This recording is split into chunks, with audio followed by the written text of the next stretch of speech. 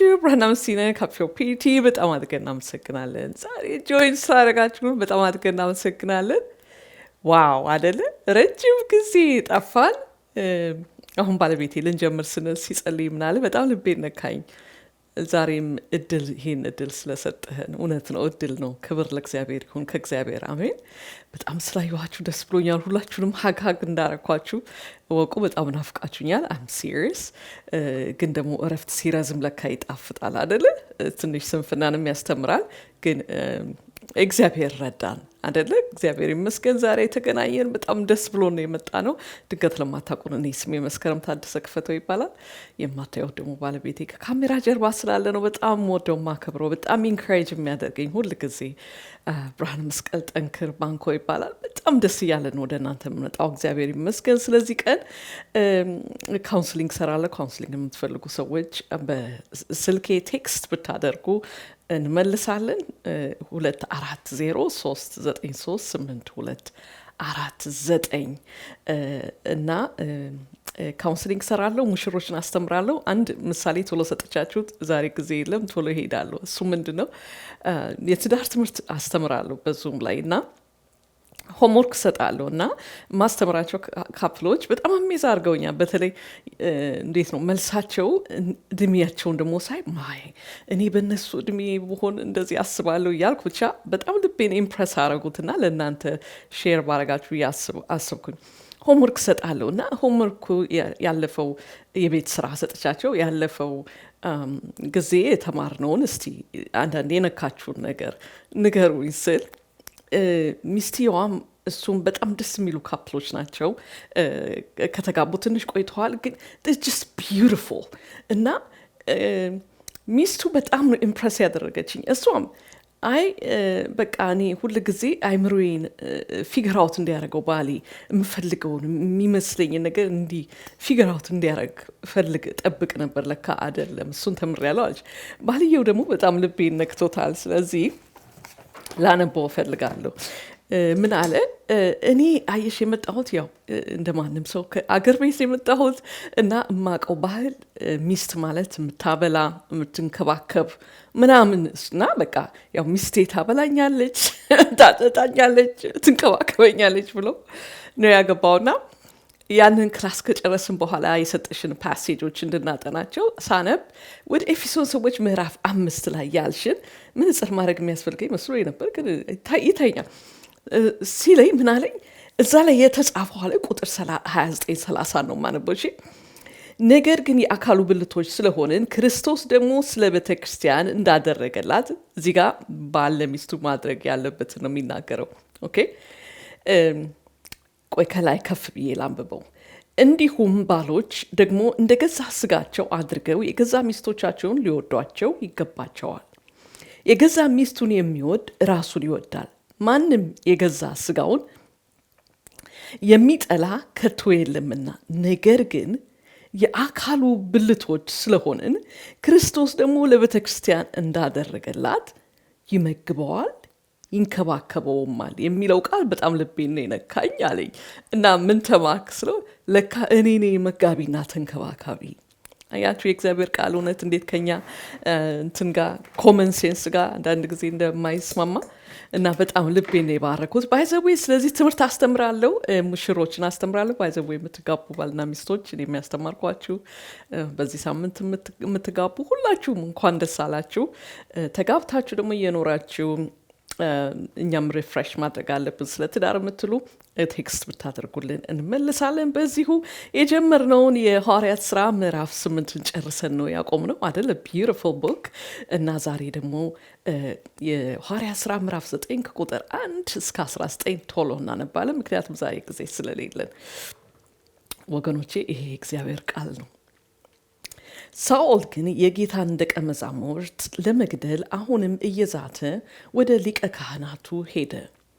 የጌታን መንገድ የሚከተሉትን ወንዶችንም ሆነ ሴቶችንም በዚያ ካገኘ አስሮ ወደ ኢየሩሳሌም ለመውሰድ እንዲችል በደማስቆ ለነበሩት ምኩራብ ደብዳቤ እንዲሰጥ ሊቀ ካህናቱን ለመነው። ደማስቆም ለመድረስም ጥቂት ሲቀረው ብርሃን ከሰማይ ድንገት በዙሪያው አንጸባረቀበት። እርሱም በምድር ላይ ወደቀ። በዚያም ጊዜ ሳኦል ሳኦል ለምን ታሳድደኛለህ የሚል ድምፅ ሰማ። ሳኦልም ጌታ ሆይ አንተ ማነህ አለው። እርሱም እንዲህ አለው፣ እኔማ አንተ የምታሳድደኝ ኢየሱስ ነኝ። አሁንም ተነስተህ ወደ ከተማይቱ ግባ፣ ማድረግ የሚገባህን ይነገርሃል። ከሳኦል ጋር ይጓዙ የነበሩትም ሰዎች ድምፁን እየሰሙ ማንንም ባላዩ ጊዜ አፋቸውን ይዘው ቆሙ። ሳኦልም ከወደቀበት ተነስቶ ዓይኑን ሲገልጥ ምንም ማየት አልቻለም። ስለዚህ ሰዎቹ እጁን ይዘው እየመሩ ወደ ደማስቆ አስገቡት። 3 ቀንም ታወረ፣ እህል ውሃም አልቀመሰም። በደማስቆ ሐናንያ የሚባል አንድ ደቀ መዛሙር ነበር። ጌታም በራእይ ሐናንያ ብሎ ጠራው። እርሱም ጌታ ሆይ እነሆኝ አለ። ጌታም እንዲህ አለው፣ ተነሳና ቀጥተኛ ጎዳና በተባለው መንገድ ይሁዳ ወደ ተባለው ሰው ቤት ሂድ። እዚያም ሳኦል የሚባል አንድ የጠርሴስ ሰው እየጸለየ ነውና ፈልገው። ምክንያቱም ሐናንያ የሚባል ሰው እርሱ ወዳለበት መጥቶ እጁን እንዲጭንበትና ዓይኑ እንዲበራለት በራእይ አይቷል። ሐናንያ መልሶ እንዲህ አለው፣ ጌታ ሆይ ይህ ሰው እኮ በኢየሩሳሌም ባሉ ቅዱሳንህ ላይ ምን ያህል ጉዳት እንዳደረሰ ከብዙ ሰዎች ሰምቻለሁ። ወደዚህም የመጣው ስምህን የሚጠሩትን ሁሉ ለማሰር ከካህናት አለቆች ስልጣን ተቀብሎ ነው። ጌታም እንዲህ አለው፣ ሂድ፣ የሰው በአሕዛብና በነገሥታት ፊት እንዲሁም በእስራኤል ሕዝብ ፊት ስሜን እንዲሸከም የተመረጠ ዕቃዬ ነው። እኔም ስለ ስሜ ምን ያህል መከራ መቀበል እንዳለበት አሳየዋለሁ። ሐናንያ ሄዶ ወደ ተባለውን ቤት ገባ። በሳኦልም ላይ እጁን ጭኖ ወንድሜ ሳኦል ሆይ ወደዚህ ስትመጣ በመንገድ ላይ የተገለጠልህ ጌታ ኢየሱስ ዓይንህ እንዲበራና በመንፈስ ቅዱስም እንድትሞላ እኔን ልኮኛል አለው። ወዲያውም ከሳኦል ዓይን ላይ ቅርፊት የመሰለ ነገር ወደቀ። እንደገና ማየት ቻለ። ተነስቶም ተቀመጠ። ምግብም በልቶ በረታ። ክብር ለእግዚአብሔር ይሁን። ልነግራቸው አልችልም። አስቤበት አይደለም እዚህ ቻፕተር ላይ ያቆምኩት። ያለፈው ጊዜ ስንለያይ ግን በጣም ደስ አለኝ። ምክንያቱም በቃ ከዚህ ቻፕተር ጀምሮ ሐዋርያት ሥራ በጣም የሚያስደንቅ መጽሐፍ ነው። ሙሉም ግን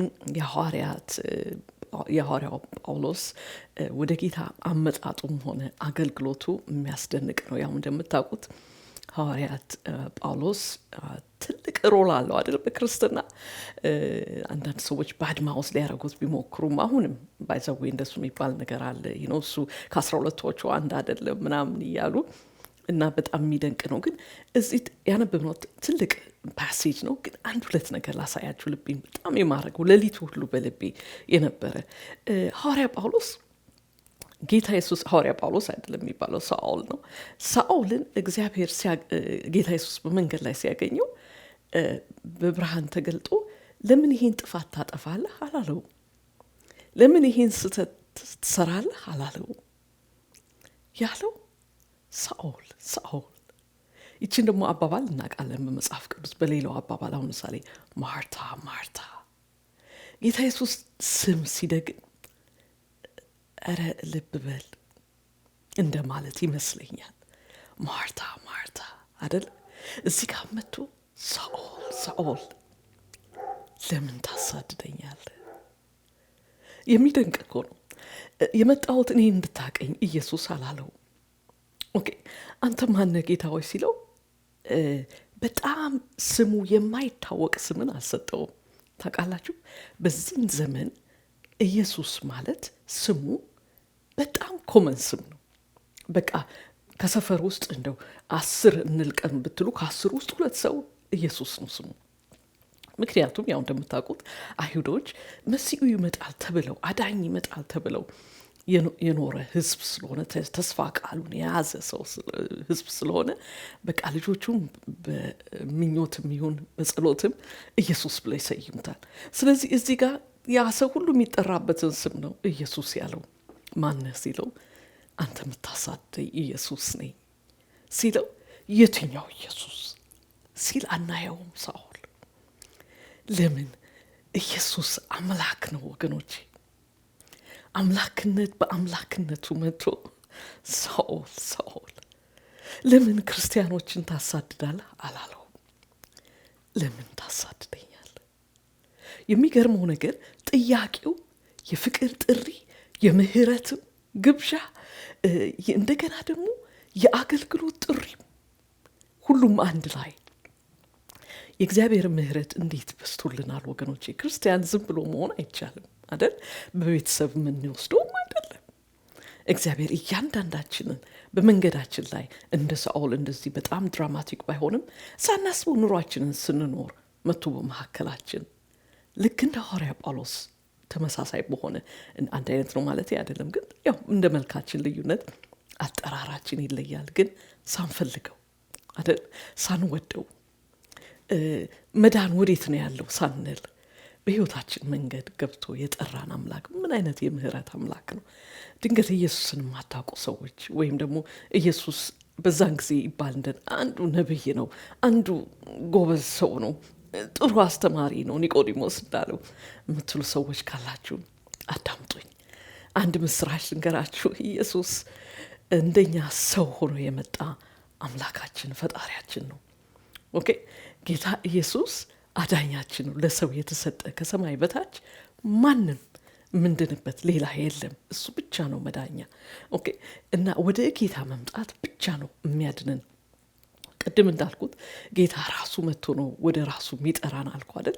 ግን ደግሞ ቃሉ ላይ ምን ይላል? ጌታን የሚጠራ ሁሉ እንደሚድን ይናገራል። ስለዚህ ወገኖቼ ያለምንም አለማወቅ ክርስቶስን አለማወቅ ወይም ደግሞ በተለያየ ሃይማኖት ስም ውስጥ ተከላችሁ፣ ማንም ሃይማኖት ስም ይሁን ተከላችሁ ቁጭ ብላችሁ ግን ደግሞ ጌታን እያወቃችሁ እየተከተላችሁት እንዳልሆነ የምታውቁ ጥሩት። መዳንም በሱ ብቻ ነው። እዚህ ውስጥ ብዙ አሁን ያነበብነው ፓሴጅ ውስጥ በጣም ብዙ ነገሮች አሉ እና ለእናንተ አደራ ብዬ ተውላችኋለሁ። ግን ደግሞ ሌላ አንድ ነገር ላሳያችሁ። ሳኦልን ጌታ ኢየሱስ ሲገናኘው ሳኦል በምድር ላይ ወደቀ ይላል እና ሲወድቅ በሌላው እንትኑ ላይ ታሪኩን ስናነብ በቀትር ጊዜ ማለት ላይክ ኑን አካባቢ እንደተገናኘው ይናገራል። እዛን ጊዜ እንግዲህ ፀሐይ እንዴት ብራይት እንደሆነ አስቡት። እዛን ጊዜ ግን የነበረው ክርስቶስ ሲመጣ የነበረው ብርሃን ሊያ አልቻለም እና በድንጋጤ አይኑን ጨፈነ። አንዳንድ ሰዎች ጌታ ታየን ሲሉ በቃ መድረክ ላይ ቆሙ ትከሻቸው ሁሉ ከፍ ከፍ በቃ ዛሬ ታይቶን ዛሬ ጠዋት ምናምን ሲሉ አይተናል አይደለ? ጌታ ኢየሱስ ቅዱስ ነው፣ ንጹህ አምላክ ነው፣ ኃያል አምላክ ነው፣ በጣም የሚያስፈራ አምላክ ነው። አሜን። እና ስናየው የጳውሎስ ሪያክሽን በትክክል ኢየሱስን እንዳየ ያስታውቃል። አንዳንድ ሰዎች ያው ሰዓሊዎች ከፈረስ ላይ ወድቋል ይላሉ። እዚህ ላይ ቃሉ ላይ ምንም ነገር አይልም፣ ግን አንድ ነገር እናያለን። አይኑን ሲገልጥ ይላል ማለት ደንግጦ አይኑን የጨፈነ ይመስለኛል። ምን ሆነ? ከብርሃኑ የተነሳ ታወረ። ምንም ማለት ይመስለኛል ሳስበው ሳጠናውም የተማርኩት ሐዋርያ ጳውሎስ ወይም ሳውል አንተ በጣም አዋቂ ይመስልሃል አይደል? ብርሃን ያገኘ እውነት ያገኘ ስለ እግዚአብሔር የምትሮጥ መስሎሃል አይደል? ግን አንድ ነገር ልንገርህ፣ እውር ነህ፣ አታይም ሊለው አሳወረው። ስሙ ብሩክ ይሁን። እውነት እኮ ነው። አንዳንድ ሰዎች ጌታን የሚያመልኩትን ለእግዚአብሔር ቅንነት ይሏሉ አይደል? ለሃይማኖታችን ግን ጌታ ኢየሱስን ራሱን እያሳደዱ አይደለ? እግዚአብሔር ይጠብቀን። እውነት ነው። እውርነታችንን ካላወቅን ብርሃን ወዴት ነው ያለው እንዴት እንላለን አይደል? እግዚአብሔር ሁላችንም ይርዳን። በዚሁ ዛሬ ወደ ያዝኩት ትምህርት ገባለሁኝ። ዛሬ አንድ ሲሪየስ ነው ከእናንተ ጋር ልጀምር ያሰብኩት እንደ እግዚአብሔር ፈቃድ። እሱም በጣም ኢምፖርታንት ነገር ነው። እንደው አንድ ጥያቄ ልጠይቃችሁ፣ ኦነስት ሆናችሁ። አንዳንድ ጊዜ መፋታት ፍቺ ትክክል ነው ብላችሁ አስባችሁ አታውቁም? አንዳንዴ ለራሳችንም ትዳር በቃ ይሄ ፍቺ ነው መልሱ ብለን አናውቅም። በተለይ ደግሞ የሰዎችን መከራ ስንሰማ፣ እኔ አሁን ለምሳሌ በስራዬ ካውንስሊንግ ስሰራ ሴቶችን መከራ ስሰማ ውስጥ አንዳንድ ጊዜ ቁስል ይላል እና አዎ ለዚህ ትዳር ፍቺ ነው የሚያሰኝ ነገር አይታችሁ አታውቁም? አንዳንድ ጊዜም አዎ ፍቺ ይሻላል የሚያሰኝ ነገር ይገጥመናል። ግን አንዳንድ ጊዜ ሳይሆን ብዙ ጊዜ ራሱ ፊሊንጋችን ስሜታችን ነው እንጂ ሪሊ ውሸት ተጠራቅሞ ምን አሳምኖናል? ፊት ለፊታችን ካለው ነገር ሪሊፍ የምናገኝበት መንገድ ይሄ ብቻ ነው በሚል ስለዚህ እግዚአብሔር የሰርቶ የሰጠንን ወገኖቼ ያለፈው ጊዜ ብዙ ተነጋግረናል አይደል? ትዳር የእግዚአብሔርን ክብር መግለጫ ነው፣ ወንጌል ነው። የአንድ ሴትና የአንድ ወንድ ሪሌሽንሽፕ ይሄ ኢንስቲትዩሽን ወንጌል ነው፣ የክርስቶስና የቤተ ክርስቲያንን ኦኬ። የዓለም ነገር በሙሉ ተጠቃሎ ሲያልቅ የሚያልቀው ክርስቶስ ቤተ ክርስቲያንን አግብቶ አንድ ሆነው ኦኬ። ስለዚህ ወንጌል ራሱ ትዳር ራሱ ወንጌል ነው ኦኬ። ግን ይሄ ወንጌል የሆነ ነገር ለእግዚአብሔር ክብር ብቻ ሳይሆን ገስዋት እግዚአብሔር ለእኛ መልካም አድርጎ የፈጠረው ኢንስቲትዩሽን ነው። አይኖ በጣም ብዙ ሰዎች በትዳራቸው የሚጨነቁ የሚቸገሩ የሚያለቅሱ ስላሉ ይሄ አባባሌ ለምን እንዲህ ትላለች የእኛን ፔን ረስታ የሚል ሰው አለ ብዬ አስባለሁ። ይገባኛል። የእግዚአብሔር እውነት ግን የኛ ሪያሊቲ የእግዚአብሔርን እውነት ውሸት ሊያደርገው አይችልም። ገባቸው አይደል? የስ ትዳር እግዚአብሔር ለክብሩ ኢንስቲትዩት ያደረገው ግን ደግሞ ለእኛ መልካም ለተጋቡ ባልና ሚስቶች ውብ የሆነ ነገር ነርቸሪንግ የሆነ ነገር እንዲሆን እንደገና በዚህ ትዳር ውስጥ የሚገኙ ፍሬዎች ደግሞ እዚህ ውስጥ በትክክል የሚያድጉበት መሬት የለመለመ የሚመች መሬት እንዲሆን አድርጎ ነው ትዳርን የሰራው። ስለዚህ ፍቺ የሚባለው ነገር ሲመጣ በአእምሯችን ብዙ ጊዜ በተለይ ወጣት ለሆናችሁ ለእናንተ ይህን ቪዲዮ ይህን ሲሪየስ ምሰራው እንደ ጌታ ፈቃድ ፕሊስ ከተጠቀማችሁ ሌሎች ሰዎችን ሼር አድርጉ እና እናንተ ገና ካገባችሁ 5 ዓመት 7 ዓመት ኢቭን 10 ዓመት የሞላችሁ ፕሊስ በደንብ አዳምጡኝ። ምክንያቱም በዚህ early on ነው ትዳር ላይ ፍቺ በጣም ፍቺ መንፈስ ጥንክር የሚለው በቃ ሊያሸንፍ እንትን የሚለውና እናንተን ነው ለመርዳት ይህንን ሲሪየስ ያዘጋጀሁት እና ታይትሉን ምን ብየዋለሁ መሰላችሁ? የፍቺ ስበት ወይም ደግሞ attraction of divorce ኦኬ።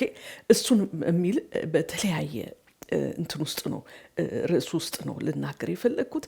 ግን የዛሬውን አንደኛው ሲሪየስ ለማለት ትንሽ ፈራው፣ ምክንያቱም ላልጨርሰው ስለምችል የሚቀጥለው ጌታ ፈቅዶ ከተገናኘን እንቀጥላለን ብዬ ስለማስብ ስለዚህ እዚህ ነገር ላይ አትራክሽን ኦፍ ዲቮርስ ላይ ላሳይ የምፈልገው ምን ያህል አታላይ ዲሰፕሽን የሆነ ነገር ፍቺ እንደሆነ ላሳይ ነው። ግን እዚህ ላይ አንድ ነገር መናገር አለብኝ በጣም ኦኬ። ፍቺ በሙሉ ዲሰፕሽን አይደለም አደለው ወገኖቼ?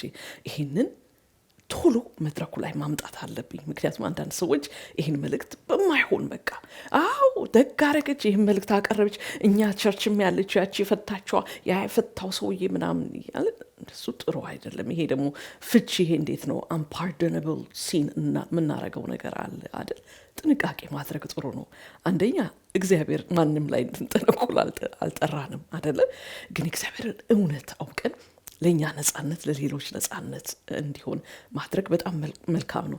ስለዚህ እዚህ ጋር ልናገር የምፈልገው ዲቮርስ ትክክል የሆነበት ጊዜ አለ አይደል?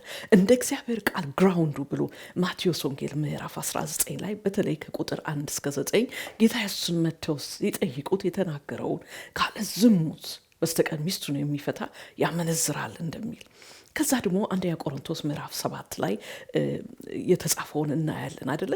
የእግዚአብሔር ቃል ልክ ወረድ ብለን ወደ 20 ምናምን ላይ ከ12 እስከ 16 actually ከቁጥር 12 እስከ 16 ላይ የማያምን ባል ያገባች ሴት ካለች ወይም ደግሞ ትዳሯ ላይ ሆና ወደ ጌታ መጣ እሱ ግን ጌታን አልፈልግም ካለ ከሷ ጋር መኖር ከፈለገ መኖር እንዳለባት እግዚአብሔር ቃል ያዛታል። ግን አልፈልግሽም በቃ አንቺ ይሄንን ጌታ ኢየሱስ ምናምን የምትይውን ነገር ካልተውሽ አልፈልግሽም ብሎ ከተዋት ነፃ እንደሆነች ኦኬ ዲቮርስ ግራውንዱን ይሰጣል ኦኬ። እና አንዳንድ ሰዎች 3 ነው ግራውንዱ መጽሐፍ ቅዱሳዊ መሰረቱ ይላሉ። እኔም የሆነ አንዳንድ ጊዜ ልቤ 3 ሳይሆን አይቀርም የሚል ነገር አለ። እነዚህ ሁለቱ ሜጀር ናቸው። ሶስተኛው ግን እዚሁ ማቴዎስ 19 ላይ ጌታ ኢየሱስ ሲጠይቁት እንዴ ሙሴ ታዲያ እኮ ዲቮርስ ፈቀዶላቸዋል ከመጀመሪያ እንዲህ አልነበረ ምናምን እያለ ስለ ዘፍጥረት ሲያስተምራቸው እንዴ ኧረ ሙሴ ፈቀዶልናል አሉ። ሙሴ ፈቀደላቸው ለምንድን ነው? በልባቸው ጥንካሬ አያችሁ አንዳንድ ጊዜ ካውንስሊንግን መጥቶ ሰዎች እየለፉ እዛ ትዳር ላይ አንዳንዱ ሰው በቃ ግራውንድ እኮ የለም፣ ቢብሊካል ግራውንድ የለም፣ አልፈልግም። ያን የጠነከረ ልብ ያለውን ሰው ሌላ ያገባውን ሰው አይ ከጠነከረው ልብ ጋር ዝም ብለ ኑር አይባልም። ከልቡ ጥንካሬ አያችሁ። ስለዚህ እነዚህ ነገሮች መርሳት የለብንም። እነዚህ ነገሮች ኮንሲደር አድርገን ኦን ሳይድ አድርገን ነው አሁን የማወራው አትራክሽን ኦፍ ዲቮርስ የሚለውን የምንተያዩ። ዲቮርስ ወገኖቼ ለማንም ህይወት ላይ ሀፕን ሊያደርግ ይችላል። ይህን ነገር አደራ እንደ ዋርኒንግም ነው ልናገር የምፈልገው። የተፋታ ሰው በሙሉ ክፉ ሰው፣ ጌታን የጠላ ጌታን የተወ በቃ እሱ ባክግራውንዱ የታወቀ ነው እንደሚፈታ እየተባለ የሚፈታ አይደለም። ኦኬ ተዋዶ ተፋቅሮ ሰርጋቸው እንዴት ግሩም ነው ተብሎ በቃ የነሱ ፍቅር እኮ እንዴት ደስ ይላል የተባሉ ናቸው ብዙዎች የተፋቱት። ኦኬ ግን አንድ ነገር ይሄንን አትራክሽን ኦፍ ዲቮርስ የሚለውን ነገር ሳቀርብ በውስጥ ያለ ፓሽኔ አንድ ነገር ነው። እሱ ምንድነው? ኦፍኮርስ ፍቺ በትዳራችን እንዳይሆን ፕሪቨንሽን። ኦኬ የተፋታን ሰው ካውንስል ከማድረግ ወገኖቼ በትዳር ውስጥ ያለ ታውቃለህ ፍቺ የሚባል ነገር እንዳለ ከፍቺ ትዳርህን ከልክል ብሎ ፕሪቨንሽን ማድረግ በጣም አሪፍ ነገር ነው። ከዛ ግን ያለፈ የሞተ ትዳር ውስጥ መኖር ወገኖቼ ቅድም የነገርኳችሁ ትዝ ይላችኋል። ትዳር ለእግዚአብሔር ክብርና ለእኛ መልካም እንደሆነ የሞተ ትዳር ለእግዚአብሔር ክብር የሚያመጣው ነገር የለም። እንደገና ደግሞ በትዳር ውስጥ ላሉ በሙሉ አደገኛ ነገር ነው። ኦኬ አንዳንድ ሰው 30 ዓመት 40 ዓመት ይቆጥራል ሙትት ባለ ትዳር። ኦኬ እሷም ቢሞት ግድ የላትም ሞተ ተብሎ ሲነገራት እንደምንም ብላ ምንም ነገር የለም በቃ ቢሞት ቢነሳ ግድ የላትም። እሷም እንደዛው እሱ ሞተች ቢባል ተገላገልኩ ነው በልቦ የሚለው። እግዚአብሔር ይጠብቀን። አሜን።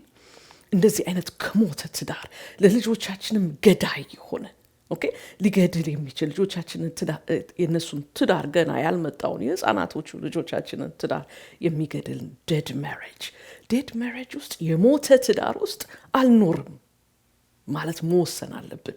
ግን ይሄ ማለት ዲቮርስን እንምረጥ ማለት አይደለም። ኦኬ ስለ ትዳር በተማርን ቁጥር መጀመሪያ መጽሐፍ ቅዱስ የእግዚአብሔር ቃል ክብር ለሱ ይሁን የሚያሳየን ማንነታችንን ነው አይደል? እገሌን አይደል? እኔ አሁን ከጎኔ ሲመጣ ባልሽን አይልም። ድንቅ እኮ አምላክ ነው፣ ክቡር አምላክ ነው። ወደ እኔ ሲመጣ ኧረ ሚስት ማለት እንደዚህ ነው ሳኦል እንዳለ ኧረ መስከረ ክብር ለስሙ ይሁን ለዘላለም አይደል? ስለዚህ እኔ መንገዴን ሳስተካክል እሱም መንፈስ ቅዱስ በሚናገረው መንገዱ ሲያስተካክል ትዳር ውብ ይሆናል። ኦኬ ስለዚህ ይሄ ነው ዛሬ ታዲያ ለጀመረው ያሰብኩት ሲሪየስ ምን ይላል መሰላችሁ? ታይትሉ it feels right but is it? ትክክለኛ ይመስላል ግን ትክክል ነው የሚለው። ኦኬ ስለዚህ ይሄ ትክክል ያልሆኑ ነገሮች ከየት ነው የሚመጣው ወገኖቼ? ትዳር በአንድ ቀን አይፈርስም። ኦኬ ስለዚህ ገና የተጋባችሁ ዛሬ ለምሳሌ ላስት ዊኬንድ የተጋባችሁ ሙሽሮች የምታዳምጡኝ ከሆነ በደንብ አዳምጡኝ። ፍቺ ዴይ ዋን ሊጀምር ይችላል። ኦኬ በምን መንገድ ነው የሚጀምረው? የሚያናድድ ነገር ሲገጥመን፣ የሚያሳዝን ነገር ሲገጥመን ላለን ነገር ሶሉሽን ሆኖ ሲቀርብልን፣ ለምሳሌ በትዳራችን ቴንሽን ሲኖር ኦኬ ይሄ ነገር እኮ ያናድደኛል፣ ግን ደግሞ ብናገር ጭቅጭቅ ያመጣል። ስለዚህ ምን ልበል? ዝም ልበል? ይሄ ደግሞ ትንንሽ ነገር ነው። በፊቷ ሳመጣ አንተ ደግሞ ስለ ሁሉ ነገር መጨቃጨቅ ትወዳለህ ትለኛለች። ይቅር። እንዲህ ባለ ቁጥር ጉዳዮች ወደ ምንጣፍ ስር በተወረወሩ ቁጥር ትዳሩ ቴንሽን ይፈጠርበት። እንግዲህ አስቡት ዴይ ዋን አሁን ሳይ ብዙ ጊዜ ኮመን የሆነው ዴይ ዋን ኦኬ ዴይ ዋን ዌዲንግ ላይ የሚጀምር ፋሚሊ ሲጋጭ እዛ አካታራ ውስጥ እነዚህ ሙሽሮች ሲገቡ ወገኖቼ የማይበርድ እሳት። ኦኬ አደራ በዚህ ሁኔታ ያላችሁ ካውንስሊንግ ፈልጉ። አንዳንድ ባሎች እሷ ደግሞ ማነው ካውንስለር ያረጋት የኢንፍሉንሰር ናት ዩቲዩበር ናት ምናምን ብለው አንመጣሉ ብለው ሚስቶች ሲነግሩኝ እነሱም ቢካሉ እናንተኑ ወገኖቼ አይመስላችሁም? ትዳር እኮ አንዱን ቢሲል አንደኛው እግዚአብሔር ሆይ በእኔ ልትደርሰን ትዳራችንን በእኔ ልትፈውስ ትችል ይሆናል። ስለዚህ አምላክ ሆይ ራሴን አቀርባለሁ ማለት ጥሩ ነው። እሱም ቢብሏል በቃ አሁን ምን ላድርግ አይባልም። ኦኬ እኔ ደግሞ ዩቲዩብ ኢንፍሉንሰር ናት ብለው ሲያጣጥሉ እንዲህ ምናምን ማለት አያስፈልግም። ኦኬ ስለዚህ ምክር ፈልጎ መምጣት በጣም ቆንጆ ነው። በጊዜ ነገሮችን መያዝ። ሌላ ደግሞ ወደ ትዳር ሰው ሲገባ ሁሉ ሰው ኤክስፔክቴሽን አለው፣ ድሪም አለው። በተለይ ሴት ልጅ በጣም ብዙ ነገር በቃ ዋው አሁን ሳገባ ባሌ በቃ እነዛ ሰዎች ተፋቱ የእኔና የባሌ ግን ፍቅር ከባድ ነው ምንም ነገር አይነጥለውም እያለች ነው የምትገባው። ኦኬ ስለዚህ ትዳር ውስጥ ስትገባ ለምሳሌ ቅድም እንዳልኩት የዌዲንጉ ቀን አስተውላ የማታውቀውን የእሱን ፋሚሊ ዳይናሚክ አይታ ዲስአፖይንትመንት ውስጧ ይገባል። ወይም ደግሞ አንዳንድ ቃል መለዋወጥ ካለ እሱን ድንገት እዛ ውስጥ ገብቶ ሲለዋወጥ ስታገኝ ኦፕስ ምን ውስጥ ነው የገባሁት ጉዴ ፈላ። ዲስአፖይንትመንት ገባችሁ? ያልጠበቀችው ነገር። ይሄ ዲስአፖይንትመንት ደግሞ በአንድ ቀን የሚቀር አይደለም።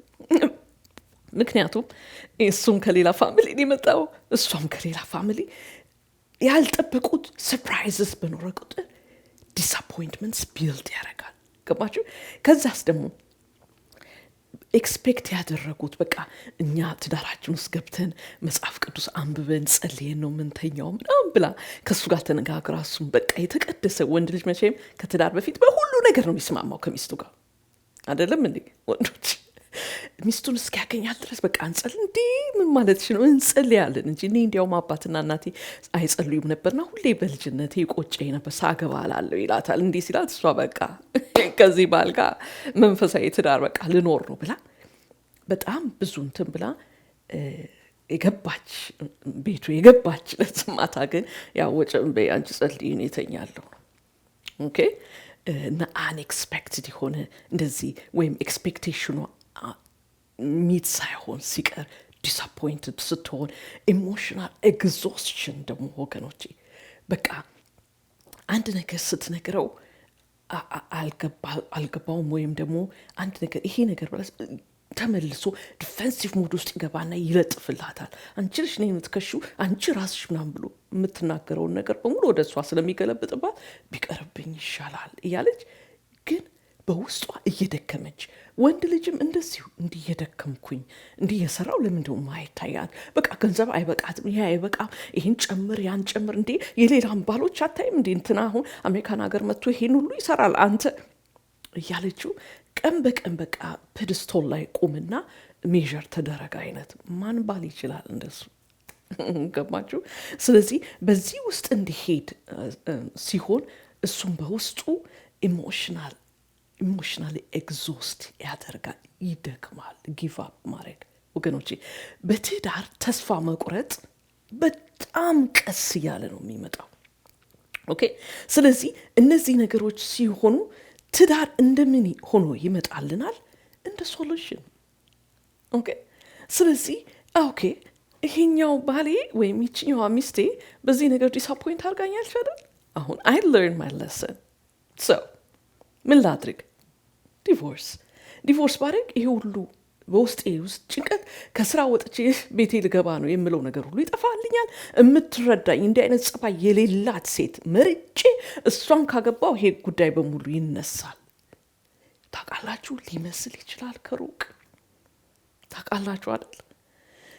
አታውቂም። የኔ ባል ከሁሉም ከጓደኞቼ ጋር ስለ ባሎቻቸው ያወራሉ። የኔ ባል ግን ሁሉ ነገር ግሎች ጨምሮ እናያለን። እና ዲቮርስ እንዴት ሆኖ ይመጣል?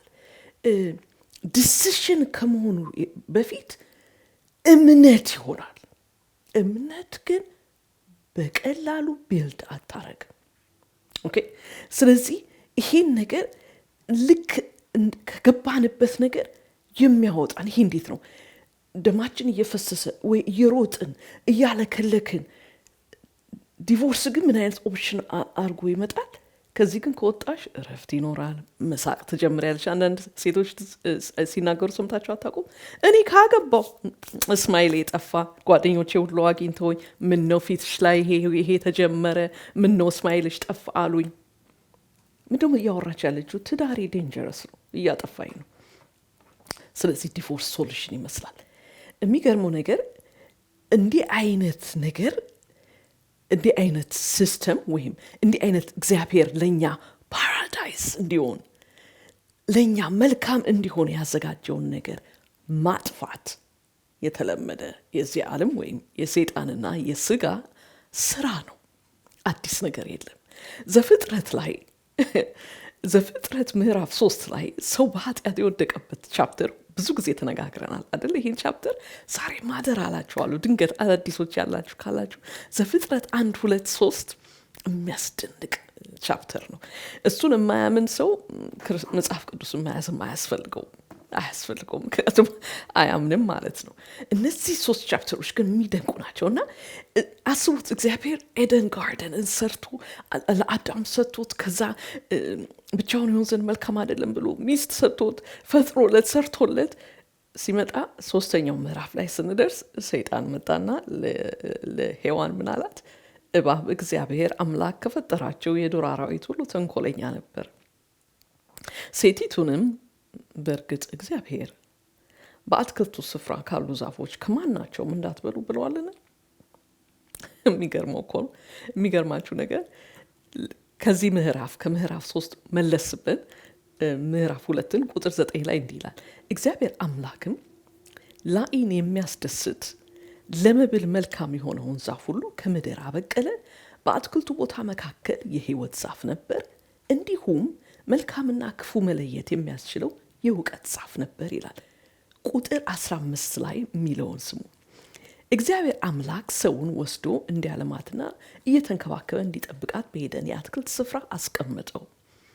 እግዚአብሔር አምላክ ሰውን እንዲህ በማለት አዘዘው፣ በአትክልት ስፍራ ውስጥ ከሚገኝ ከማንኛውም ዛፍ ፍሬ ትበላለህ። ምን አይነት ጀነራሲቲ ነው! ምን አይነት ግሬሽስ አባባል አምላክ!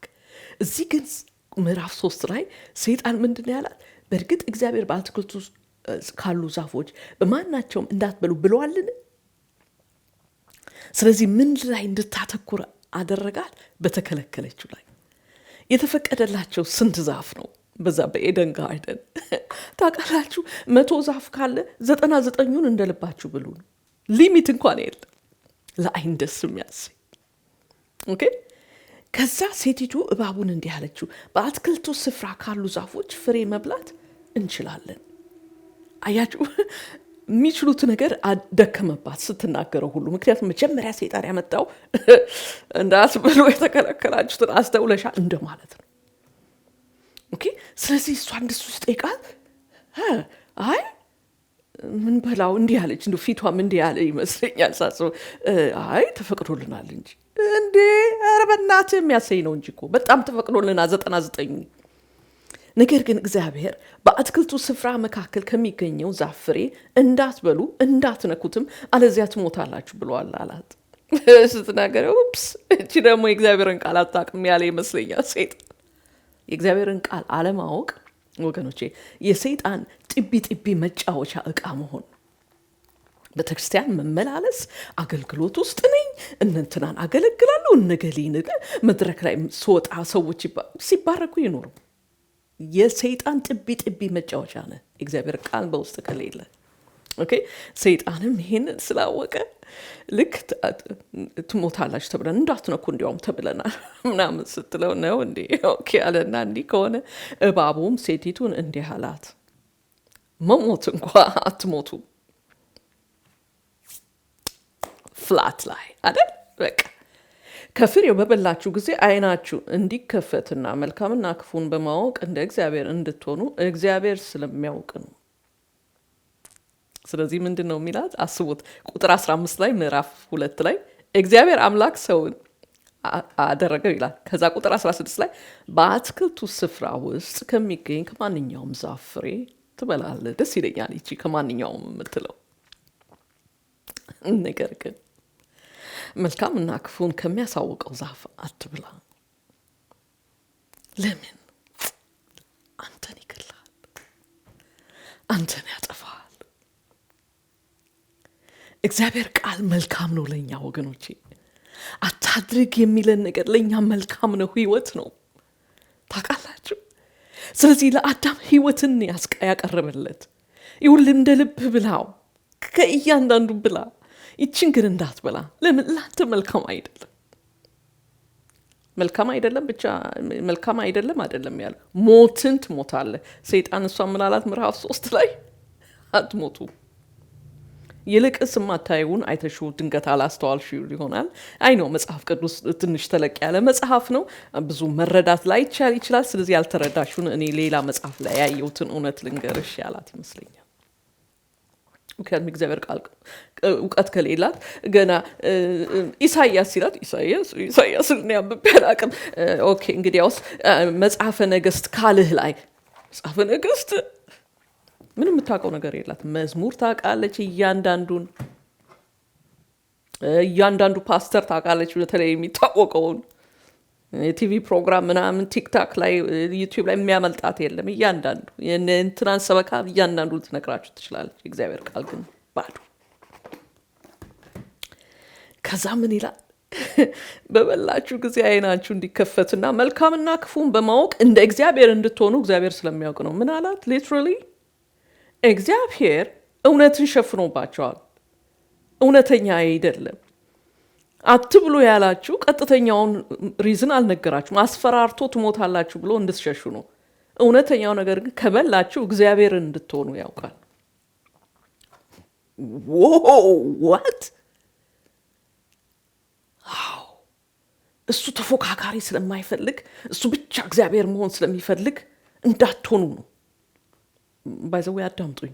እኛ የእግዚአብሔር ፍጡራን ነን። መቼም አምላክ አንሆንም።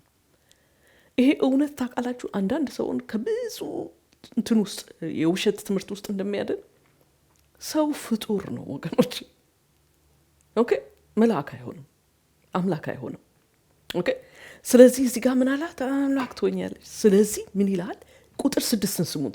ሴቲቱ የዛፉ ፍሬ ለመብል መልካም፣ ለዓይን የሚያስደስትና ጥበብንም ለማግኘት የሚያጓጓ እንደሆነ ባየች ጊዜ። ሌላ ጊዜ አላየችውም እንዴ ይህን ዛፍ? አሁንም እንደገና ምዕራፍ 2 ላይ እግዚአብሔር ቃል ምን ይላል? ምዕራፍ 2 ቁጥር 9 እግዚአብሔር አምላክም ለዓይን የሚያስደስት ለመብል መልካም የሆነን ዛፍ ሁሉ ከምድር አበቀለ። ለዓይን የሚያምር ነው፣ ለመብላት መልካም ነው። ምን አዲስ ነገር አለ? ችግሩ አሁን ሰይጣን መነጽር አድርጎላታል። ኖ ይችን መነጽር አድርጊ። ምን የምትል መነጽር? ይሄ እግዚአብሔር መልካም ነው ምናምን የምትይው ነገር አይደለም።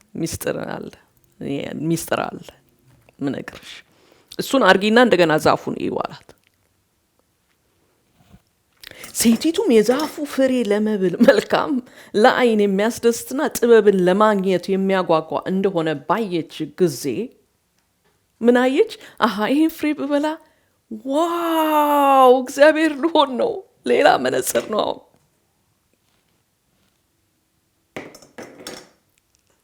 የውሸት መነጽር ተደረገላት። አደረገች፣ አመነችው። ገባችሁ? በኮንቨርሴሽን እምነቷ ተወሰደ። በቃ በእግዚአብሔር ያለው እውነተኛ እግዚአብሔርን ዳውት አረገችው። አምላክ መልካም ነው ወገኖቼ። እግዚአብሔር ለእኔ መልካም የሆነ ብለን እንጠይቃለን አይደል? የሚያስጨንቅ ነገር ውስጥ ስንገባ። ግን አንድ ነገር ልንገራችሁ፣ እኔ ሳልሆን እግዚአብሔር ቃል እግዚአብሔር ለዘለዓለም መልካም ነው።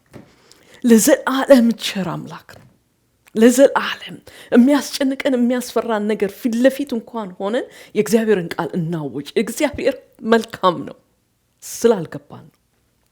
ስለዚህ ቃሉን መከተል ያስመልጠናል፣ ህይወት ይሰጠናል። ስለዚህ ሴቲቱ የዛፉን ፍሬ ለመብላት መልካም ላይ የሚያስደስት፣ ከዛ ከእርሷ ጋር ለነበረው ለባሏ ሰጠችው፣ እርሱም በላ ይላል። ኦኬ ልክ እንደዚህ ነው የዲቮርስ አትራክሽን ሲመጣ ትዳር እግዚአብሔር ያዘጋጀልን መልካም ነገር ነው ወገኖች አዳምጡኝ። በእኛ ኃጢአት፣ በእኛ እልህኛነት፣ በእኛ የትዳራችን ሁኔታ ነው ትዳር መልካም አይደለም ማለት አንችልም። እውነት አንድ ናት፣ እሷም የእግዚአብሔር ቃል ናት። ኦኬ። ስለዚህ ሰይጣን ለሔዋን ምንድነው ያረጋት? ከዚህ ከምታቂው እውነት እግዚአብሔር በቃ ይሄን ብሉ ሁሉንም ይሄን ግን እንዳትበሉት ሞታላችሁ ከሚባለው እውነት ውጪ እግዚአብሔርንም ይሄን ዛፉንም እዚሁ ተይና ሌላ ውጪ ደስታ አለ። ይሄ ውጪ የት ነው? እግዚአብሔር የሌለበት፣ የእግዚአብሔር ቃል የሌለበት። ስለዚህ ምን አይነት ኦልተርናቲቭ ሰጣት? ህይወት አለ ከእግዚአብሔር ውጪ። ወገኖቼ ከክርስቶስ ውጪ ህይወት የለም። ክርስቶስ ሲናገር እኔ እውነት ህይወትም መንገድም ነኝ። መንገድ፣ እውነት፣ ህይወት፣ ሌላ የለም። ኦኬ። ስለዚህ ዲቮርስ እግዚአብሔር ባዘጋጀልን ፓራዳይስ ትዳር ውስጥ በሰላም ደስ ብሎን በፍቅር በመከባበር ደስ በሚል ኮሚኒኬሽን ጤነኛ በሆነ ኮንፍሊክት ይኖራል። ድብን አድርጎ ይኖራል። ኃጢአተኞች ከሆነ ድብን ያለን ኃጢአተኞች። ስለዚህ ሁለት ኃጢአተኞች አንድ ጣራ ስር ከታችሁ በር ስትዘጉባቸው ጦርነት። ለዚህ ነው ጌታ የሚያስፈልገን። ካለዛ አንቀመስም ማናችንም። አንዳንድ ጊዜ ራሳችን ከፍ ከፍ አድርገን በጣም ጥሩ የሆነ በቃ እኔ የመጣሁበት ቤተሰብ የፈለገ ቤተሰብ ይሁን ሁሉም የተበላሸ ቤተሰብ ነው። ለምን? ከአዳምና ከሔዋን ከወደቀ ፋሚሊ የመጣ ነው ሁሉም። ኦኬ። አንዳንድ ሰው በቤተሰቡ እኛ ቤት ይገርምሻል እንዲህ ይደረጋል እንዲህ አይፈቀድም ምናምን ብሎ የሆነ የተለየ ነገር፣ ሁላችንም ከወደቀ ፋሚሊ ነው የመጣ ነው። ስለዚህ የምንኩራራበት ምንም ነገር የለም። የሚመካ ካለ በምን ይመካ? በእግዚአብሔር ይመካ ይላል እግዚአብሔር ቃል። ስለዚህ በምን አሳያት? ከእርሷ ጋር ለነበረው ለባሏም ሰጠችው፣ እርሱም በላ ይላል ዘፍጥረት ምዕራፍ 3:6 ላይ። ለምን የበላችው? እግዚአብሔሩን ቃሉን እዚሁ አርጌ ከዚህ ውጪ ኦልተርናቲቭ አለ። ምን አለ? ህይወት አለ። ኦኬ። ስለዚህ ትዳርን ሲያጣጥል ስጋችን ደግሞ ታውቃላችሁ አይደል? ኃጢአት የሚኖረው በብልቶቻችን ውስጥ እንደሆነ ሮሜ መጽሐፍ ላይ በደንብ አይተናል አይደል? ያላነበባችሁ አጥኑት የሮሜ መጽሐፍን። የሚያስደንቅ መጽሐፍ ነው። እዛ ብልቶቻችን ውስጥ አለ ይላል። በቃ ከዚህ ሞት ከዚህ ህይወት እስክንለይ ድረስ። ኦኬ። ስለዚህ ይሄ ስጋ ከማን ጋር ይተባበራል? ከሰይጣን ጋር። ከማን ጋር ተቃዋሚ ነው? ይሄ ስጋ የለበስ ነው የራሳችን። እዛ ጋር አትሄዱ እሺ። እኔ ባሌን ካገባው በኋላ ነው እንዲህ ተሳዳቢ ሆንኩት። ኧረ አንቺ ጋር የተቀመጠ ስድብ ነው የተፈንቅሎ የወጣው። የሚያወጣው ስላጣ ነው። አሁን ትዳር ውስጥ ገብተሽ ተፈንቅሎ ወጣ። ስለዚህ ባልሽ አይደለም ሰበብ፣ አንቺው ነሽ። ገባችኋል? ስለዚህ በእኛ ያለ ኃጢአት ከማን ጋር ይስማማል መስላችሁ? ከሰይጣን ጋር፣ ከዚህ ከጨለማ ዓለም ጋር። ስለዚህ ምን የሚል ኦልተርናቲቭ እንትን ይላል? እግዚአብሔር መልካም የሆነ ነገር ይዞብሻል። ስለዚህ መልካም የሆነውን ነገር የምታገኝበት መንገድ ላሳይሽ። ስለዚህ ሰይጣን ውሳኔ ወስና ፍሬውን ደርሳ ከመብላቷ በፊት ሔዋን ምን ፈጠረ በውስጧ? እምነት። ምን አይነት እምነት? ከእግዚአብሔር ፈቃድ ውጪ መልካም ነገር አለ፣ ከእግዚአብሔር ቃል ውጪ የተሻለ ነገር አለ። ኦኬ። ይሄ ደግሞ ዛሬ ባለንበት እንዴት ነው ወደኛ የሚመጣው? ይሄ አሁን ያልኳችሁ ለሔዋን የመጣው you deserve better አይደለም? you deserve better። ይሄን ሰው ያገባሽው ተሳስተሽ ነው። ክስተት አይጠፋም። ዲቮርስ ብታደርጊው ደግሞ ኃጢአት ነው፣ ይቅር ይባላል። እነንትና ሶስተኛ አግብተው ይሄው መድረኩ ላይ እየሰበኩ አይደለም? ምን አዲስ ነገር አለ? ለምን? ይቅር ተብለዋላ በክርስቶስ። የክርስቶስ ደም ኃጢአት ሁሉ ያነጻል። የማያነጻው ኃጢአት የለም። ዋው ከባድ እኮ ነው። you deserve more። አንቺ ደግሞ በጣም ቆንጆዬ ልጅ እኮ ነሽ። እንዲህ እዚህ መከራ ውስጥ እንድትኖሪ የእግዚአብሔር ፈቃድ አይደለም።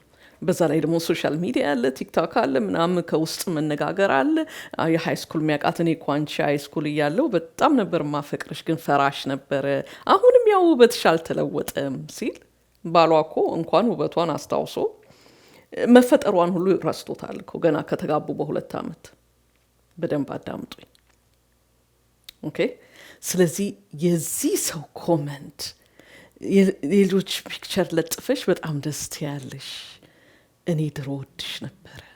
የሚገርመው ያ መልክሽ አሁንም አልፈረሰም። ሙዚቃ ነው ወንድም፣ ይሄ ሙዚቃ ነው ለሴት ልጅ። በቃ ቀጥል ቀጥል ቀጥል፣ አንተ ቀጥል፣ ሌላውን ዝም በልበለው፣ አንተ ቀጥል። ባሏ ሲመጣ አውሬ የመጣ ነው የሚመስላት።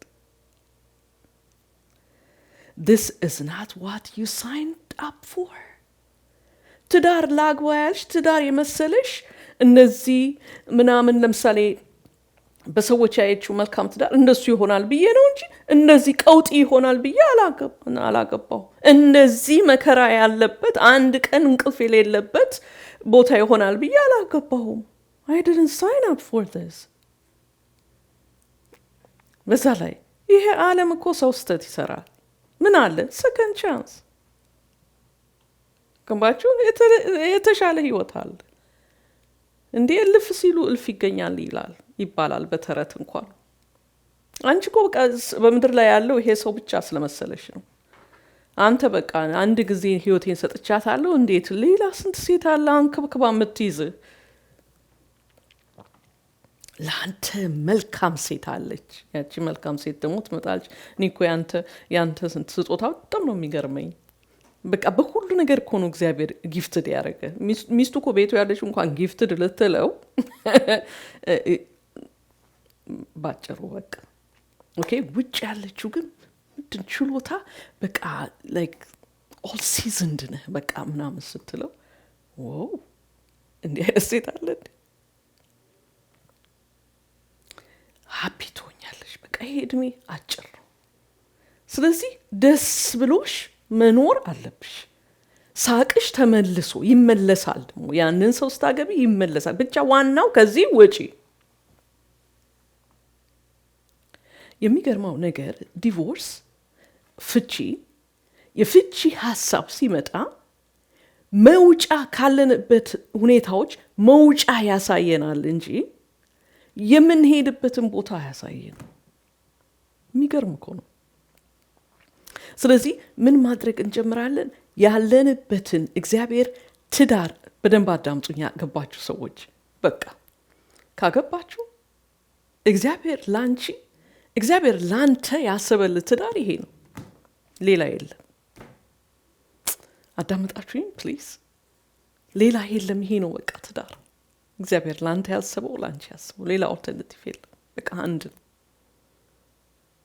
ኦኬ።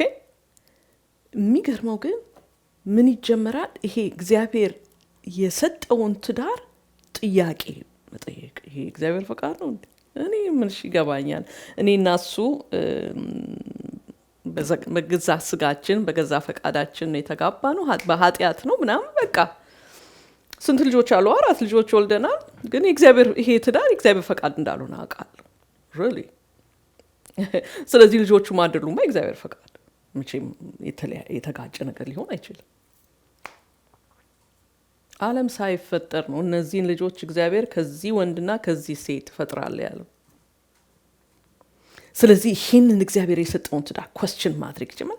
ከዛ ግን ኮስችን ማድረግ አይደለም፣ ይህን ትዳር ኮስችን ማድረግ ብቻ ሳይሆን ልክ እንደ ሔዋን ለሚማጅነት ዋው ምን አይነት ደስታ ነው! ዋው ምን አይነት እንዲህ አይነት ደስታ አለ እንዴ! የት ነው ግን ያለው? ኢማጂኔሽን። ኦኬ። ከዛ ፍቺ ብሊፍ መሆኑ ይቀርና ዲሲሽን ይሆናል፣ ውሳኔ፣ አቋም።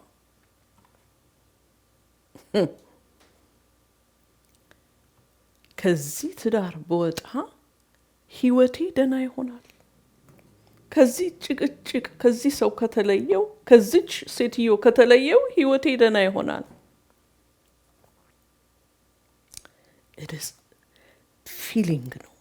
ፊሊንግ ግን ስላችሁ ስትሮንግ ፊሊንግ። ማንም መጥቶ ቢነግራችሁ ወይም ደግሞ እንደኔ በትዳርና አይድ ብዙ ትናገራለች የተባለ የሚነገር ሲመጣ ያንቺን መልክ ታውቀዋል። You have absolutely no clue about my life. አንድ ሴት ይሆናለች እኔ ልጄ ናት የጋበዘችኝ ወደ አንቺ ቪዲዮ ግን እውነት ልነግርሽ እፈልጋለሁ የተሰማኝ መጀመሪያ ሲያይሽ አለችኝ ምን ተሰማኝ ስላት ይቺ በባሏ ፍቅር ያበደች ናት በቃና ሰው ሁሉ እንደ ባሏ እንዲሆን ትፈልጋለች ነው ያልኩት አለች በኋላ ነው አንድ የሆነ ነገር ገጥሞኝ ለሱ መልስ የሚሆን ቪዲዮሽን ልጄ እንደገና ልካልኝ ከዛ የተቀበልኩት አለች መዋሸት አልፈልግም በባሌ ያበድኩ ሴት ነኝ በቃ ባሌን ወደዋለሁ ኦኬ ክብር ለእግዚአብሔር ይሁን ይጠብቅልኝም እግዚአብሔር ኦኬ ግን ይገርማችኋል የእግዚአብሔር እውነት እኔ ባሌን ስለወደድኩ ስላልወደድኩ ስለትዳሬ ስለሆነ ከኛ በላይ ነው ገባችሁ አይደለ ስለዚህ ፍቺ ሲመጣ it's feeling ነው assume እናደርጋለን ከዛ assume ያደረግነውን ነገር ቅድም የነገርኳችሁ መነጽር እናረግና እንዲያየነውን ነገር ከዛ መመገብ እንጀምራለን ስለዚህ የት ነው ይሄ ሁሉ የሚደረገው አሁን የነገርኳችሁ ነገር በሙሉ የሚፈጸመው የት ነው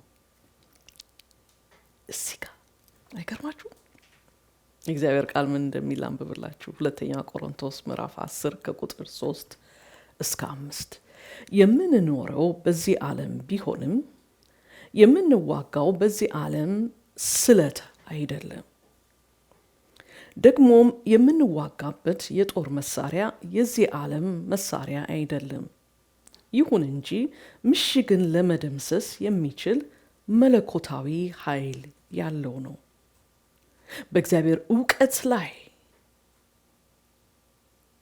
እግዚአብሔር መልካም ነው ያለው ላይ በትዕቢት የሚነሳውን ክርክርና ከንቱ ሐሳብ ሁሉ እናፈርሳለን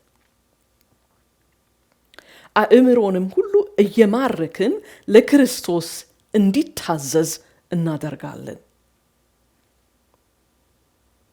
ይሄ የሚያስደንቅ ፓሴጅ ነው ወገኖቼ ቅድም እግዚአብሔር ቃል የሌለው ክርስቲያን ማለት የሰይጣን ጥቢ ነው አላልኩ ወገኖቼ በሐሳቡ ጋር መታገል ትሬንድ ያልሆነ ክርስቲያን ሌላው መጫወቻ ነው በስሜቱ በቃ አንድ ነገር ተሰማውን እግዚአብሔር ተናገረኝ ይላቸዋል በትዳሩ ላይ በቃ ጌታ አሳየኝ ምን በሚስቴ አጋንንቱ እቺም እንደኛ ሶሳይቲ አጋንንት የሚወድ ያለ አይመስልኝ በቃ ሁሉን አጋንንቱ እዚህ ገባ ልክ በቃ ይወተል እውነት ነው መጽሐፍ ቅዱሳዊ ነው አጋንንት አሰራር የሰይጣን አሰራር ግን ዋና ያለብን የኛ ስራ ሁሉ የሰይጣን አርገን አይደለም ይወስሙት እግዚአብሔርን ቃል ያለን ችሎታ ምን አይነት እንደሆነ ምን እንደሚደመስስ በህይወታችን በእግዚአብሔር ዕውቀት ላይ በትዕቢት የሚነሳውን እኛ የዓለም ስለት የለንም ይላል እኛ በዓለም እንደሚጓዱ በስድብ በጦርነት ሽቁጥ ምናምን እንደሱ አይነት ስለት የለንም ይላል በእግዚአብሔር ዕውቀት ላይ በትዕቢት የሚነሳውን በውስጣችን ያለው ክርክርና ከንቱ ሐሳብ ሁሉ እናፈርሳለን ይሄ ደግሞ ከእግዚአብሔር ቃል ውጭ አይፈርስም ይሄ ተንበርኮ በኢየሱስ ስም ተነቀል ብቱ የሚነቀል ነገር የለም ምንም ነገር የሚነቀል ነገር የለም ኃጢአት በብልቶቻችሁ ይኖራል ብሏል እግዚአብሔር ቃል ኦኬ እግዚአብሔር ቃል ግን በእግዚአብሔር ሐሳብ ላይ የመጣውን ሐሳብ ይነቅረዋል ከስሩ አእምሮን ሁሉ እየማረክን ለክርስቶስ እንዲታዘዝ እናደርጋለን በጣም ደግሞ ደስ የሚለኝ አእምሮን ሁሉ እየማረክን የሚደንቅ እኮ ነው የእግዚአብሔር ቃል እኮ አእምሮን ይማርካል ወገኖቼ ጅል ነገር እኮ አይደለም ዝም ብሎ ጅል መጥቶ ጅል የሚቀበለው ነገር እኮ አይደለም አእምሮን እኮ ኢምፕረስ ያደርጋል የእግዚአብሔር እውነት እኮ አስደናቂ እኮ ነው ፊልጵስዩስ ምዕራፍ 4 ቁጥር 8 ላይ ደግሞ በመጨረሻም ወንድሞች ሆይ ይላል ልክ ደብዳቤውን ሊያጠናቅቅ በሚመስል ድምጽ ሐዋርያ ጳውሎስ እውነት የሆነውን ሁሉ እውነት ማለት የእግዚአብሔር ቃል ናት ክቡር የሆነውን ሁሉ እግዚአብሔር ክቡር ነው ያለው ትክክል የሆነውን ሁሉ የእግዚአብሔር ቃል ትክክል ነው ያለው ንጹህ የሆነውን ሁሉ እኔ ንጹህ ነው ያልኩት ሳይሆን እግዚአብሔር ንጹህ ነው ያለው ተወዳጅ የሆነው ሁሉ መልካም የሆነው ሁሉ በጎነት ቢሆን ወይም ምስጋና እንደ እነዚህ ስላሉት ነገሮች አስቡ። ወገኖቼ ወጣቶች ስሙኝ፣ ወጣት ሚስቶች፣ ወጣት ባሎች ምንድነው በአይምሯችሁ የምታሰላስሉት? ምንድነው ያጠነጠናችሁ? ማን ነው መነጽር ያረጋላችሁ? ይሄንን የምታይበት ሌላ መነጽር ላርግልሽ ብሎ ያረጋላችሁ ማን ነው? እግዚአብሔር ቃል ሲናገር ምሳሌ 23 ቁጥር 7 ላይ የመጀመሪያው ፓርት ብቻ ነው፣ በኦልድ ቨርዥን ነው ማነበው። በልቡ እንዳሰበ እንዲሁ ነውና። ወገኖቼ አንድ ሰው በልቡ ስለ ፍቺ አጠንጥኖ ተጋብቶ መኖር አይችልም። እግዚአብሔር ተፈጥሮና እንደሱ አይደል። ሰው እንዳሰበ እንዲሁ ነው። በተለይ ሴቶች አዳምጡኝ፣ ሴት ስለሆንኩኝ እግዚአብሔርም ቃል አሮጊት ሴቶች ሴቶችን ያስተምሩ ይላል አይደለ? ስለዚህ አዳምጡኝ ወጣት የሆናችሁ ሚስቶች፣ ቁጭ ብላችሁ በቲቪ ይሁን በድራማ ይሁን በቲክታክ ይሁን በሶሻል እኔ አላውቅም የሆነ ነገር አይታችሁ ይሄ እኮ ለኔ መሆን የነበረበት ነው፣ አሁን እዚህ ውስጥ አለሁ፣ ከዚህ መውጣት አለብኝ። ስለዚህ ቢልድ የምታረጉ በባላችሁ ኃጢአት ላይ በቃ ስትናገሩ ሰው ደግሞ በቃ ጆሮውን ካልሰጣችሁ በቃ ማልቀስ አለብኝ እንዲገባት አየየ በቃ እንዲያርጎኝ ወይ አንቺማ ፍቺ በቃ ሰሚ ሁሉ አዎ ፍቺው እንዲል እንዴ ሰው የዓለም ሕዝብ በሙሉ ቢፈርምልኝ እግዚአብሔር አልፈርምም ካለኝ ህይወት ወዴት አገኛለሁ? እግዚአብሔር ያድነን አይደል? እግዚአብሔር ቃል ይላል ለሰው መልካም የምትመስል መንገድ አለች ይላል፣ ፍጻሜዋ ግን ሞት ነው። አይገርማችሁ? በእግዚአብሔር መንገድ ላይ ግን ሞት የለም ይላል። በጽድቅ መንገድ ላይ ሞት የለም። ጽድቅ ማለት ከእግዚአብሔር ቃል ጋር በመስማማት መንገድ ላይ ሞት የለም። ኦኬ ምሳሌ 4:23 ላይ ከሁሉም በላይ ልብህን ጠብቅ የህይወት ምንጭ ነውና። አይገርማችሁ? ምን ማለት ነው? ያለፈው ጊዜ ተነጋግረናል። ኒው ሴንቸሪ ቨርዥን ላይ በጣም ደስ ይላል። ልብህን ጠብቅ ምክንያቱም በልብ ውስጥ ያለው ነው ህይወትን የሚመራው። እግዚአብሔር ቃል ነው። በውስጣችን ኢማጂን የምናደርገው ነገር ወገኖቼ ጉልበት አለው። ሪል እስኪሆን ድረስ ይወስደናል። ያሰብነው ነገር ኢማጂን ያደረግነው ነገር በአይናችን ፊልም ያየነው ነገር ሰላም አግኝቼ እንድተኛ። አንዳንድ ሰው እኔ የምሬን ነው ምልሽ መፍታት ይሄን ሰው ፈትቼ ሌላ ሰው ማግባት አልፈልግም፣ በቃ ምን ብዬ መኖር ነው የምፈልገው። በቃ ምን እያሉ ነው? ነገ ምን እንደሚሰማኝ ምን አይነት ሁኔታ ላይ ራሴን እንደማገኘው አውቀዋለሁ፣ ወስኛለሁ። ስለ ነገ አምላክ ነኝ እኮ ማለት ነው። ታውቃላችሁ? ስለ ራሳችን ስለ ነገ መናገር። እኔ ዛሬ ባሌን ብፈታው በቃ ማንንም ወንድ ሳላገባ ነው የምኖረው። አባቴም እኮ ወስኖ 40 ዓመት ሳያገባ ኖረ። ወስኖ አይደለም አጋጣሚ። ኦኬ ሲወጣ ውሳኔ ይመስላል። ዋው! በዛ ላይ ደግሞ አንዳንድ ጊዜ አንዳንድ ቦታ እንዲህ አይነት ቴንሽን፣ ቅድም የተነጋገርነው ቴንሽን ሲኖር ስራ ላይ የሚያጫወታት ደግሞ ይገኛል። ምን አይነት የሚል በስማም ገና እኮ መናገር ስጀምር አንደርስታንድ ያደርገኛል። ባሉ አይሰማትም አይደለም አንደርስታንድ ማድረግ ቤት ውስጥ ያለው። ስለዚህ ምን አይነት ይሆናል መሰላችሁ? ያንን ኢማጂን ያደረገችውን ነገር ውን ለማድረግ ትሄዳለች። ግን የረሳችው ነገር ምንድን ነው? ኢማጂን ያደረገችው ስዕል ነው፣ ሪያሊቲ አይደለም። ስዕል ነው። በዛ ላይ ደግሞ የኢማጂኔሽኗ ፕሮጀክሽን ነው፣ እውነት አይደለም። ኦኬ የተሰበረ ነገር ኢማጂን ከሆነ ኢማጂንድ ከተደረገ ነገር ጋር ኮምፔር ማድረግ ትክክል አይደለም። ኦኬ በትዳር ውስጥ ቁጭ ብላ ባሏን ኢማጂን ካረገችው ወንድ ጋር ወይም ደግሞ በሶሻል ሚዲያ ላይ ወይም በሌላ ነገር ትንሽ እያጫወታት አንቺ እኮ በጣም የምትገርሚ ሰው ነሽ፣ አንቺ እኮ ብሪሊያንት ነሽ፣ አንቺ ቆንጆ ነሽ፣ አንቺ እንዲህ ነሽ ከሚላት ወንድ ጋር ከዚህ ከእግዚአብሔር ጋርደን ውስጥ ሊያወጣት ሊያጫውታት ከሚያታልላት ጋር ባልን ኮምፔር ማድረግ ትክክል አይደለም። ለምን ማወዳደር ባይትሰልፍ ውሸታም ነው። ኦኬ ምንድነው በዛ ስዕል ላይ የጎደለው ነገር? ኢማጂን ስታደርገው ይሄ አይደል ትዳሬ ሪያሊቲ፣ ከዚህ ወጥቼ ግን ኢማጂን ያደረኩት ነገር በቃ አጓግቶኛል ስትል የረሳችሁ ነገር አንድ ነገር አለ። እንደ ጌታ ፈቃድ ደግመን ስንገናኝ ያንን የረሳችሁ እዛ ፒክቸር ውስጥ የረሳችሁን ነገር ከዛ የሚቀጥለውንም ሲሪየስ እናያለን። ዛሬ ግን ስላዳመጣችሁን በጣም አድርጌ አመሰግናለሁ።